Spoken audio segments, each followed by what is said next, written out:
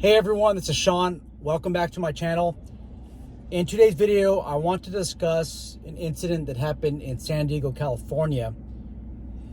I was looking through my Instagram accounts that I am subscribed to, that I'm not subscribed to, and in my feed, I found this interesting video involving a San Diego police officer. By the way, if you are on Instagram, make sure that you guys connect with me on Instagram. My account is The Firearms Trainer. It's The Firearms Trainer, common spelling. Back to the video. So in that video, you see a San Diego police officer approaching a man in a red shirt, whom we will call the suspect. I have no idea what the nature of the call is. The solo officer, he's approaching him, and this suspect makes some type of aggressive gestures, and the San Diego police officer deploys his taser. And as you can see, it doesn't work. And I actually been discussing the effectiveness of a taser, the percentage that it's effective for many videos. As you can see, it didn't work. The suspect actually made some type of a gesture of, go ahead and do it again, or something like that. The suspect actually ended up chasing the officer, the San Diego police officer, and then the San Diego officer draws his baton. It looks like he swings at him. I don't know if any of the swings end up landing. I don't know if there's any type of impact. And then the suspect takes off on foot in a vehicle, and he is no longer seen on video frame. So we're definitely going to discuss what happened during that encounter. Now, I also understand that there's a lot of these police videos, and a lot of times security companies, they'll play these videos and they'll have a debrief about it. I don't think it's necessarily a bad thing. And by the way, at this point in time, I have nothing to show you on camera, so don't look at the audio. I'm driving right now, so everything's shaky. Anyhow, I know that a lot of these videos are shown during briefing times.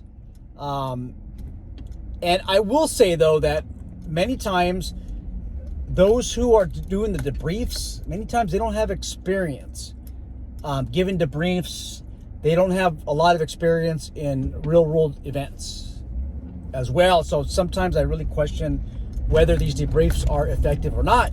And this is one of the reasons why I like to do these tactical debriefs, is so that you guys can play some of these videos during briefings at your security organization. In a security context, the difference is this. Law enforcement, I don't want to say they have a duty to protect, because the Supreme Court says no. But customary practice tells us that law enforcement has a duty to respond, and they react most of the time. With private security, for most security companies, you are there to observe and report, which means you observe the situation from a safe distance, and you report the incident to your dispatcher, your security dispatcher, or to a security supervisor, or maybe a manager. And you do that in hopes that you'll get some type of feedback. Maybe somebody will tell you what to do if you're not the security manager or the supervisor. So that's what I mean by observe and report. But it's a lot safer because you're not going hands-on. Now, there are hands-on security companies. I really hate to bring this company into this video, but the LAPS, not the LAPD, the LAPS, and we did a social media review of that company. One of their reasons for existence, according to the CEO, is law enforcement has delayed responses. Sometimes they don't even respond. So security tends to fill in that gap. These types of companies are hands-on security companies. So if you're a hands-on security company, the suggestions I have in this video isn't legal advice, it's not professional advice, but I believe that they'll steer you in a better direction. Once again, especially if you are a hands-on security company. these videos will definitely shape your attitude and your perception about dealing with these types of encounters. Okay, so number one is this. If you can, wait for backup. This is San Diego, California. They probably have like 2 or 3 different officers that are probably in the general area available to respond. I mean, San Diego is a fairly large city, and actually in the background you can hear sirens. I don't know if those are ambulance sirens. I don't know if they're police sirens, but what that's telling me is help was generally around the corner, so to speak. Wait for your backup. If there's another security officer with you, wait for your backup. The problem is when you just automatically respond to the scene, you're kind of sort of married to the situation. And our ego prevents us from leaving if it gets out of control, unfortunately. So you arrive to the scene, you get out of your car, our ego tells us, you know what, you're here already, don't be a coward, deal with the situation, you're here already. And that has cost lives for many police officers and a lot of security officers. So observe the situation from a safe distance. If you can, maybe even across the street. I had a debriefing with my team, and I told them, once again, when you arrive on scene, right where the guy's at, you just married yourself to that situation. So observe the situation from a safe distance.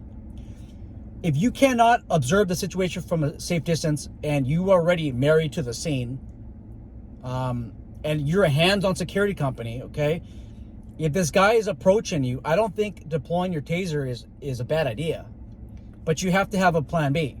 So if your taser doesn't work, what's the next plan of action? If you're working with the X26P or C, you're gonna have to reload a cartridge, and you can do that rather quickly. I mean, it still takes some time, but you could do it rather quickly. Now, you gotta have a plan. If your taser does not work, which we saw that it doesn't work, we did videos telling you guys that some large police agencies have did some statistics, and we have found that the taser's effectiveness rate is maybe 50%, 70%, 75, 85%. Taser boasts like a 94% success rate. There's a whole lot of factors that determine what the success rate is, but there's a whole variance. So we know already that taser isn't your 100% solution. So the next step is, can I go to my Baton? Can I go to my pepper spray? I did a video on Baton. A lot of people didn't like what I showed on camera because it looks violent. Let me say this about a Baton. A Baton is a tool. It's an alternative. Consider using it. Once again, I did a video. Actually, I'll leave a link in the description box. Just give me some time, and I want you guys to watch the video. I have a technique that I used that has worked for me, that I believe will work for security. That involves assigning a parameter. So if you're telling yourself that if this guy crosses the line 15 feet in front of you, he crosses that line and he makes a forward gesture, a forward movement, a forward step into the line, then what you're going to do is you're going to rush forward. You're gonna rush forward, okay? In an aggressive stance, in an aggressive Baton, I want to say strategy, and it's hard for me to tell you guys on camera because I don't have the video with me right now, but I will leave a link in the description box below. You start your swings and you continue to move forward. Now, I also discussed that right before you do that, to consider taking a tactical step backwards. Okay, so take one exaggerated step backwards, maybe even 2, unless you're going to put yourself into a more dangerous zone. That way you could testify that you're so scared of this person that you actually took 2 steps backward. Okay, are they tactical steps? Yes, and actually what you're doing is you're getting more balance. That one step I show you guys in the video, put yourself in a more balanced position. Okay, from that position, that's when you defend the line. That's when you're going to testify, if you have to, that this 10 feet zone that you established as your personal safety zone, that's your personal safety zone. every step that person took into your zone endangered you further and further and further. And you thought that you would maybe end up in the hospital because of this guy's demeanor. You thought this guy was going to punch you in the face. That's how you got to testify. Now, critics will say, Sean, you got to be careful with the baton. You could hit somebody in the face. You hit him in the throat. In a 21-year period, I have used a baton quite often. The only time I hit somebody in a lethal area is when I was attempting to use lethal force. That's it. And I'm talking about the head. I have never made a mistake. My training on baton, it's not like I train every 2 months, guys and gals. I practice on my own. Okay, I practice on my own, practice my swings, practice my draws, but I've used a baton a lot of times, and I've never hit somebody in a vital area. And I'm not saying that you'll fall into the same predicament. I'm just saying that we almost have the same level of experience when it comes to batons. The police academy did not teach me much on batons. I want to say it's maybe, if anything, maybe 16 hours of batons. I don't remember what the exact number was. In California, it's an 8-hour day. Okay, so we're not far different. And then now California is requiring, I think it's every 2 years or every year. I need to look back at the law on this. They're requiring baton holders to go through refresher training on a regular basis. In the end, they might have more training than your local law enforcement officer. Okay, something else I want you to consider is pepper spray. Now, once again, pepper spray, I believe, does not affect like 15% of the population. I'm a chemical agent instructor. My last class was at the police academy, which was like last month, maybe 5 weeks ago. And there was one or two students that were able to keep their eyes open out of like 30 recruits. So those numbers don't lie. There's going to be people that are not affected. But this situation, I think, being similarly situated, maybe I would go for the pepper spray, and then I go for the baton. Now, if you got to take a step back, they're tactical steps. Something else is this, something that I learned at Gunsight Academy, which is formerly the American Pistol Institute. All of your modern gunfighting techniques were founded on the grounds of Gunsight Academy in Paulin, Arizona. One of the instructors was a Arizona use of force expert. And one of his jobs while working for Arizona Post, Peace Officer Standards of Training, was to watch the videos, use of force videos, particularly lethal force encounters. And what he saw was that all the officers, or most of the officers that were successful in that gunfight or that lethal force encounter, they had their feet facing towards the threat. All the videos that you guys watch where the officers are successful, I want you to look at their foot movement. Most of the time, the feet are facing the threat, and they have a forward posture. That forward posture tells the suspect, it gives off the body language that you're trained, that you're confident in your abilities. And because of that, they better mess with another officer and not you. I've used this technique in real life. It's worked for me 100% of the time. I know that there's going to be a day when it's not going to work, but it's worked for me for less lethal encounters. Now, he never talked about the less lethal encounters, just the lethal encounters, but I think that you can use the same theory for the less lethal encounters. Once again, those feet, when they're pointed towards the threat, and you have that forward posture, that forward moving posture, that psychs out the suspect, the adversary who's hell-bent on hurting you. For the officers that get hurt, that get killed, in that San Diego situation, and I'll leave links in the description box below, that officer's feet were not pointed towards the threat. They're pointed in an area where he wanted to go, which was out of there. Same thing with the New Mexico.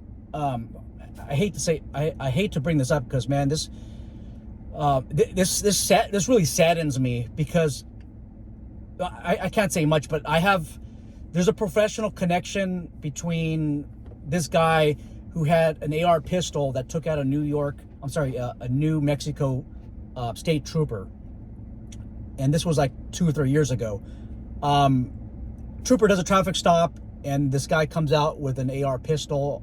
He has a white truck, and he just takes out the trooper. The trooper's feet, once again, were not oriented towards a threat. They were oriented in some other direction. And once again, you got to look at the feet. Watch all of these OIS videos and watch their feet. The successful officers will have their feet pointed towards the threat. Once again, that instills confidence. Guys and gals, I also tell my people let me rephrase it. I tell my people to get mad, to get angry that somebody's about to attack you. Now, obviously, you know your limits. Get angry, get upset. You're psyching yourself out. You're psyching yourself out for combat. That's what you're doing, and this will help you. A lot of times I get scared, and I turn that fear into anger, and that tends to help.